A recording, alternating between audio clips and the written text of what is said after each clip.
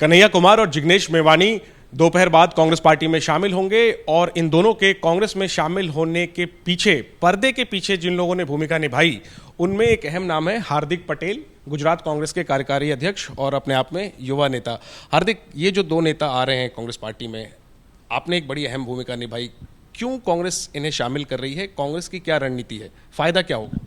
देखिए, अहम भूमिका सिर्फ हमारी नहीं है, लेकिन जो लोग इस देश के प्रति प्रेम रखते हैं, जो लोग कांग्रेस पार्टी में जुड़कर राहुल जी के नेतृत्व में इस देश के लोगों के लिए काम करना चाहते हैं, उन सभी लोगों का हार्दिक स्वागत है।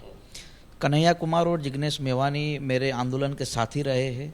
पिछले 5 साल से हम लोग नौजवानों के मुद्दे पर, किसानों के मुद्दे पर या बेरोजगारी के मुद्दे पर हम लगातार आवाज़ उठाते आए हैं।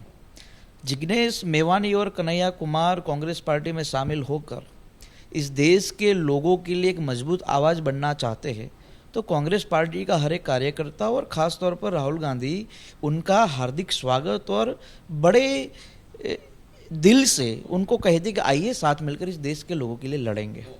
और हम लोग यही चाहते हैं कि पूरे हिंदुस्तान के जो भी प्रदेशों में जो भी नौजवान लोगों के लिए काम करना चाहता है, इस भारत की भूमि के लिए काम करना चाहते हैं, उन सभी का हम यहाँ स्वागत करेंगे, करते रहेंगे।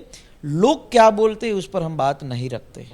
हमें तो इस देश के लोगों को समृद्ध बनाना है और इसके लिए हम काम करते रहेंगे। क्या भूमिका होगी कन्हैया की और जिग्नेश की कांग्रेस पार्टी में? देखिए, कांग्रेस पार्टी में जब मैं भी जुड़ा था तो एक कार्यकर्ता के तौर पर जुड़ा था। फिर राहुल जी ने, मैडम जी ने जो जिम्मेवारी दी, उस जिम्मेवारी पर खरा उतरने का हम काम करते हैं।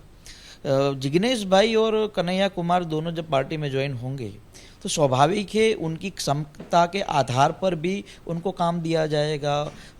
उनके जरिए बिहार हो, उत्तर प्रदेश हो, गुजरात हो, यानी कि पूरा देश हो, हर प्रदेश में जाकर हम नौजवानों को पार्टी के साथ जोड़ना चाहते हैं, विचारधारा के साथ जोड़ना चाहते हैं।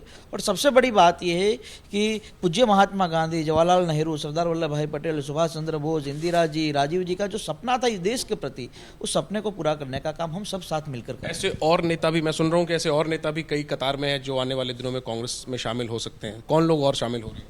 देखिए, संघर्ष के दिनों में वही लोग उस नाव में बैठते जो दमदार होते, जो डरते नहीं है, किसी के सामने चुप नहीं होते, और ऐसे हर एक व्यक्ति को हम हमारे साथ लाने का प्रयास करते हैं। सवाल अब ये कि कन्हैया और जिग्नेश ज्वाइन कर रहे हैं, बीजेपी ने निशाना साधा है। बीजेपी के आईटी सेल के चीफ अमित मालवीय, उनका ट्वीट है कि भारत तेरे टुकड़े होंगे से चर्चित हुए कन्हैया और जिग्नेश जैसे नेताओं को कांग्रेस शामिल करवा रही है पार्टी में, वो भी सर्जिकल स्ट्राइक जिस दिन देश ने की उस दिन। आप समझ रहे हैं, एंटी नेशनल का टैग कन्हैया पर लगाते रहे हैं बीजेपी के लोग, और अब जब वो कांग्रेस में शामिल हो रहे हैं तो एक बार फिर कांग्रेस पर निशाना। क्या जवाब? देखिए, सबसे पहले तो आज आपको मालूम नहीं आज कौन सा दिन है। आज उस महान क्रांतिकारी का जन्मदिन है जिस व्यक्ति ने इस देश की आज़ादी के लिए अपने प्राणों का बलिदान दिया है। बीजेपी से कौन सा जवाब दे हम? जो बीजेपी अपने फायदे के लिए जस्टिस लोया की हत्या कर सकती है, वो किसी को भी बदनाम कर सकती है। वो हमें बदनाम कर चुकी है गुजरात में, वो कन्हैया को बदनाम करेगी, वो जिग्नेश मेवानी को बदनाम करेगी, वो राहुल गांधी को बदनाम करेगी। भारतीय जनता पार्टी और आरएसएस के विचारों के खिलाफ लड़ने वाले हर एक व्यक्ति को बदनाम करने का ठेका भारतीय जनता पार्टी ने लिया। मुझे लगता है इससे नुकसान हो सकता है कांग्रेस को।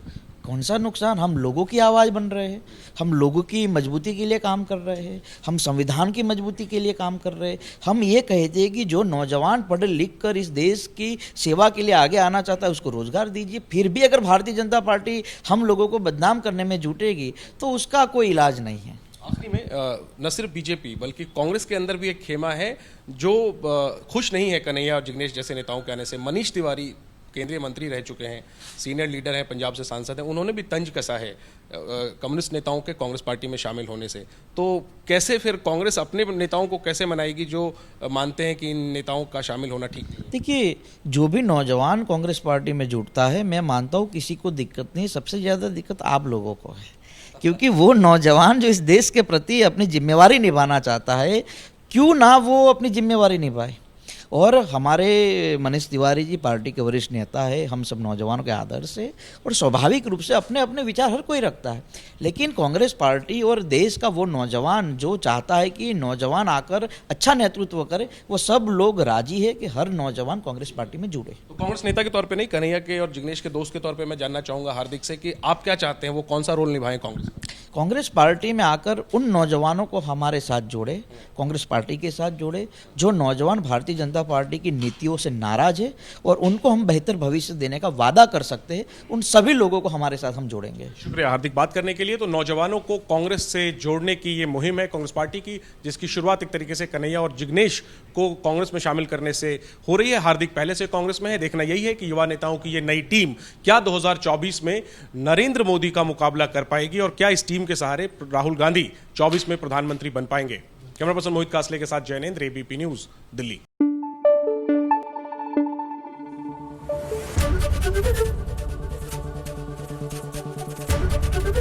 एबीपी न्यूज आपको रखे आगे।